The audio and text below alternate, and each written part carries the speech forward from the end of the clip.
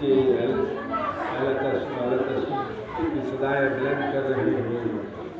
اس عصر میں حضرت عباس خیمے میں تشریف لاتے ہیں اور فرماتے ہیں کہ مولا آپ کو قاسم بھی نہیں اور محمد بھی نہیں ہے، آپ مجھے جنگ کی اجازت دیں۔ مولا کہتے ہیں کہ بھائی تم تو فوج کے علمدار ہو، تمہیں کیسے بھیجوں؟ تو حضرت عباس کہتے ہیں کہ مولا فوج ہے کہاں جس کی میں علمداری کیا کرتا تھا، لہذا امام حسین مجبور ہو گئے اور کہا کہ اچھا تم جنگ کرنا ہی چاہتے ہو تو جاؤ سکینہ کے لیے پانی کی سبیل کرو۔ حضرت عباس مولا سے حکم لے کر میدان کی طرف چلے۔ مقام ذرا سوچیے تو صحیح، وہ گھر ہے جہاں جبریل خدمت کرنے میں اپنا فخر سمجھتے ہیں۔ ستارے نے اپنی پیشانی کو جھکا دی ہے، ڈوبا ہوا سورج پلٹا ہو، دن گھر سے رات دن تلاوت قرآن اور مسجد سے نماز اور اذان کی صدائیں بلند ہوتی ہوں۔ ایسی پاکیزہ ہستیوں میں کسی کو زہر یا دغا سے شہید کر دیا جائے، کسی کی پوری زندگی قید خانے میں فاقے کرتے ہوئے ختم ہو جائے، اور ایک دن ہوا ہے جب کہ بچے پیاس سے تڑپ کر ترش کر رہے ہوں، سے لاوارث ہو جائیں، بیٹا باپ سے چھٹے، بھائی کا جنازہ بھائی اٹھائے۔ مختصر یہ ایک دوپہر میں 72 جنازے گھر سے نکلے۔ ذرا سوچو، ہم جس علمدار حسینی رو رہے ہیں، آج پھر دل چاہتا ہے کسی وفادار سرکار سکینہ کی آخری ماتم کر لیا جائے، اور اس طرح کر لیا جائے کہ فاطمہ کی روح بھی دعا دینے لگے۔ بس بے کس حسین کے غمزدہ بھائیوں اور روزداروں، دل چاہتا ہے کہ کل عاشورہ کے دن جناب عباس اگر حسین کے فدائی تھے تو آج حسین کے خستہ دل ماں فاطمہ عباس کی محبت کو اپنے کلیجے سے لگائے ہیں۔ حضرت فاطمہ جناب عباس سے کہتی کتنی محبت کرتی ہیں، اس کا اندازہ کرنے کے لیے آئیے ایک واقعہ سنائیں۔ مشہور ہے کہ ایک عالم دین ہر روز قبر امام مطلوب پر زیارت پڑھنے جایا کرتے تھے۔ ایک روز انہوں نے خواب میں دیکھا کہ ساداتی فاطمہ غضب غصہ سے مجھے پھیر رہی ہیں کھڑی ہیں۔ عالم دین نے بڑھ کر ہاتھ جوڑے اور جھک کر سلام کیا۔ فاطمہ زہرا نے جواب دیا، سلام دے کر غضبناک نگاہوں سے اس کی طرف دیکھا۔ عالم دین خوف سے تھر تھر کانپنے لگے، ڈرتے ہمت کر کے غلام سے کون سی خطا ہوئی ہے کہ آپ اتنا ناراض ہیں؟ جواب دیا ہے، عالم دین تو میرے بچے کی زیارت کو کیوں نہیں جاتا ہے؟ انہوں نے کہا، ساداتی غلام ہر روز آپ کے لخت جگر حسین مظلوم کی زیارت کو جاتا ہے۔ جواب ملا، تو میرے بچے کی زیارت کو کیوں نہیں جاتا ہے؟ کہا، ساداتی میں ہر روز حسین مظلوم کی زیارت کو جاتا ہوں۔ بس ایک دفعہ جناب سیدہ نے بے تاب ہو کر کہا، کیا سمجھتا ہے کہ جناب حسین ہی میرا بچہ ہے؟ عباس مجھے اپنے حسین سے کم عزیز ہے۔ حضرات، حقیقت یہ ہے کہ بھائی دنیا میں بہت دیکھے، جناب عباس جو محبوب کربلا کے سوتیلے بھائی تھے، مگر وفاداری اور محبت کا وہ مظاہرہ روز عاشور کیا کہ حقیقی بھائیوں کی کوئی ایک نظیر دنیا میں نہیں دیکھ کر سکتا۔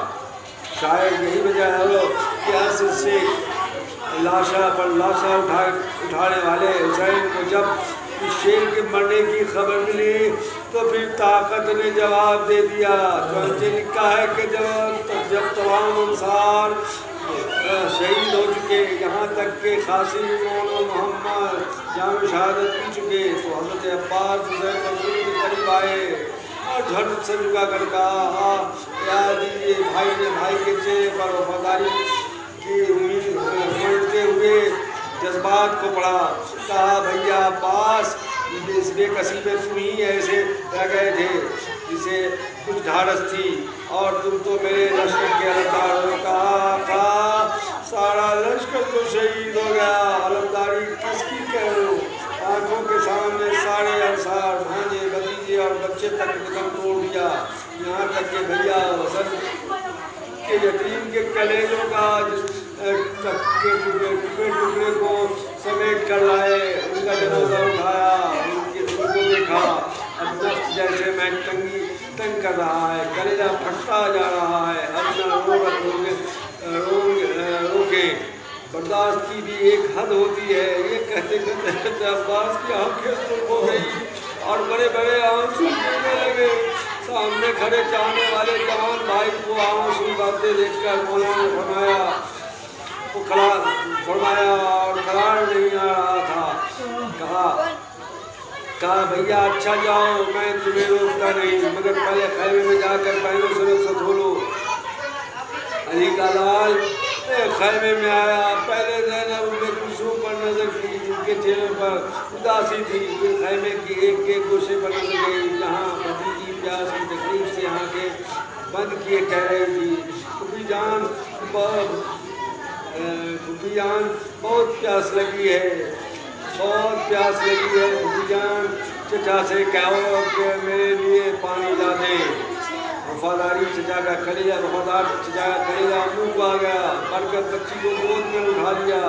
کہا میری لال چپ ہو جا, تجھے نہر سے میں پانی لا دوں گا. کہا ہے تیرا مشکلہ. بچی نے سوکھی مشکل آ کر چچا کو دے دی. سرکار سکینہ نے کوئی خیمے سے نکلنا چاہا, روتی ہوئی قریب آئی. کہا بھیا میں کہتی تھی کہ میں بھائی عباس جیسے بھائی کی بہن ہوں, اور مجھے میرے سر سے کون چادر چھینے گا, لیکن اب مجھے یقین ہو رہا ہے بھیا کہ اب میرے سب سے ضرور چادر چھینے گی. بھیا میری چادر. پھر روتی قریب آئی.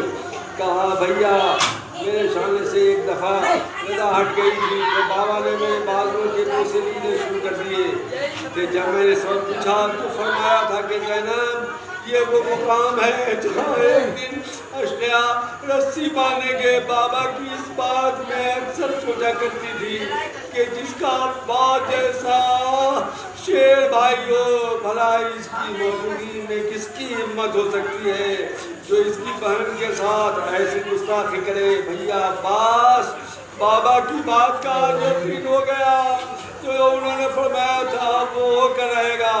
بہن کی اس گفتگو کو سن کر ابو الفضل عباس بےتاب ہو کر دہاڑے مار کر رونے لگے. تمام دنیا اکٹھا ہو گئی. بس یہ کہ حرم کا بڑا حال دیکھ کر خود جناب عباس نے ایک ایک کو تسلی دی.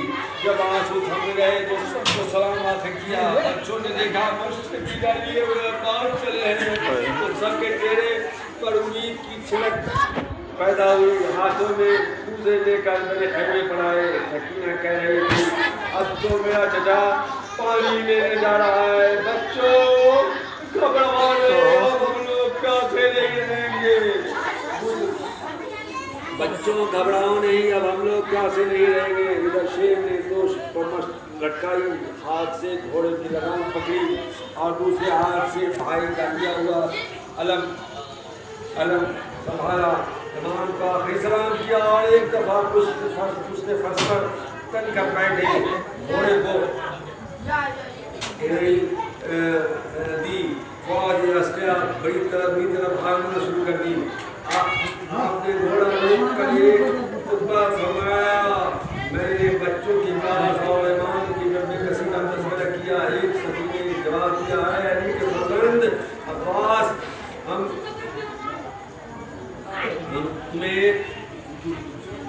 تمہاری تقریر سننے کے لیے نہیں آئے ہیں اور سمجھ رہے ہیں, مگر تو حالات ہیں. آپ نے اطفال حسینی کی بیان کیے. اس منزل تک پہنچنا تو ہمارے کام ہی تھا. بس یہ سننا تھا علمدار حسینی کا جا اگر تو نے اور تمام یزیدی فوج نے ماں کا دودھ پیا ہے تو اب گھاٹ چھوڑ کر نہ ہٹے۔ یہ کہہ کر اب جو شیر جھپٹا تو زمین کپڑا گرجنے لگی۔ فوجوں نے فوج سے گھوڑے دریا میں ڈال دیے۔ سرکار سکینہ نے تو بھگا کر سب فوجیوں کو بھگا کر گھاٹ پر قبضہ کیا۔ گھوڑا اور کو دریا میں اتارا۔ کہا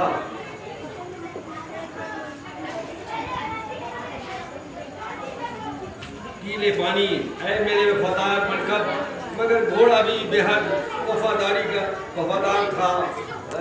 اس نے وفاداری کا ثبوت دیا۔ جب راکب پیاسا تھا تو پھر مرکب کیسے حل کر سکتا تھا؟ پیاسے گھوڑے نے فوراً پانی سے منہ پھیر لیا۔ جناب عباس نے مجبوراً مشق سکینہ اٹھائی، دریا میں ڈبویا۔ کئی دن کی سوکھی ہوئی مشق جب بھیگ گئی تو پانی بھرا۔ اتنے عرصے میں بھاگی ہوئی فوجیں سمٹنے لگی۔ جلدی سے بھری ہوئی مشق اٹھا کر دوش پر لٹکائی، دوسرے ہاتھ سے علم سنبھالا۔ اب گھاٹ کے نشیب سے نکلنا چاہا تو دیکھا بلندی پر چاروں طرف سے لشکر گھیرے لیا ہے۔ جو بھی علمدار حسینی کو بلندی پر چڑھتے ہوئے دیکھا، ہر طرف سے تیر اتر پڑنے سے اور تلوار چلنے لگے۔ زخمی شیر نے گھوڑے کو ایڑ لگائی۔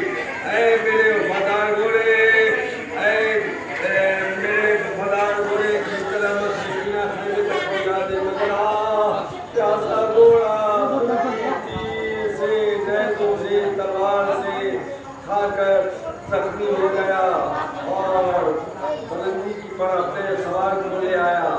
میرا دل کہتا ہے کہ بلندی تک پہنچتے راکب مرکب دونوں ہی جسم چھلنی ہو چکے ہوں گے۔ انسان تنہا اور اپنی نشیب میں ہو، بلندی کا دشمن چکے ہو، کس قدر مجبوری کا ہوتا ہے۔ ہر سکینہ زخم پر زخم کھائے، مشرقینہ برچھیاں ہوا آگے بڑھی رہا تھا کہ اس پر سے تلوار چمکی، دائنا ہاتھ کٹ کر گرا۔ اسی عرصے میں ایک تلوار دوسری طرف سے اڑا آئی اور دوسرا ہاتھ بھی اشارے سے ختم ہو گیا۔ دونوں نے ہاتھ کٹائے، مشق سکینہ دانتوں میں دبائے، اپنی وفادار چچا کی سانس لگائے آگے بڑھا تھا کہ اتنے میں ایک کی آ کر مشق میں چھن گیا۔ آنکھوں کے سامنے پانی بہتے دیکھا، جسم ڈھیلا ہو گیا۔ گھوڑے سے لڑکھڑا کر زمین کی طرف چلے۔ ہاتھ کہاں تھے جو ٹیک دیتے؟ ارے سکینہ سکر منہ کے بل زمین پر گر پڑا۔ آواز دیا تھا، آخری سلام قبول، غلام نے اپنی جان نثار کی۔ مولا نے وفادار بھائی کی چیخ سنی، کمر پکڑ لی، کہا بیٹا علی اکبر سہارا دو۔ حسین کی کمر ٹوٹ گئی۔ علی اکبر نے ضعیف باپ کے بازو کو سہارا دیا۔ گرتے پڑتے امام دریا کی طرف چلے، دیکھا جگہ جگہ خون، رات کی ریت پر رنگین کیے ہوئے ہیں۔ آگے بڑھے، کٹا ہوا ہاتھ دیکھا، اٹھا لیا، تھوڑا دور بڑھے، دوسرا ہاتھ مل گیا، اسے بھی اٹھا لیا، سرے سے لگایا۔ اب جو آگے بڑھے، رات کی ترائی پر دوڑا کر گرتے ہوئے زخمی شیر کو دیکھا اور اٹھا کر شیر کو دیکھا، دوڑ کر بھائی کے سر کو کانوں پر رکھ لیا۔ آواز دی، بھیا عباس آنکھیں کھولو، حسین آیا ہے۔ دیکھو تمہارے پیروں کے پاس علی اکبر کھڑے ہیں۔ زخمی شیر کے لبوں کو حرکت ہوئی، کہا ایک آنکھ میں تیر لگا ہے جس میں سے خون بہہ رہا ہے، آنکھیں کھولوں۔ امام نے رومال سے خون صاف کیا۔ جناب عباس نے اپنے سب بھائی کے دانوں پر دیکھا، فرتے عقیدت سے ایسے بے چین ہوئے کہ آنکھوں سے آنسو بہنے لگے۔ کہا بیٹا علی اکبر کدھر ہو، قریب آؤ، تیرا چچا دنیا سے جا رہا ہے۔ علی اکبر نے فرمایا چچا میں قریب کھڑا ہوں۔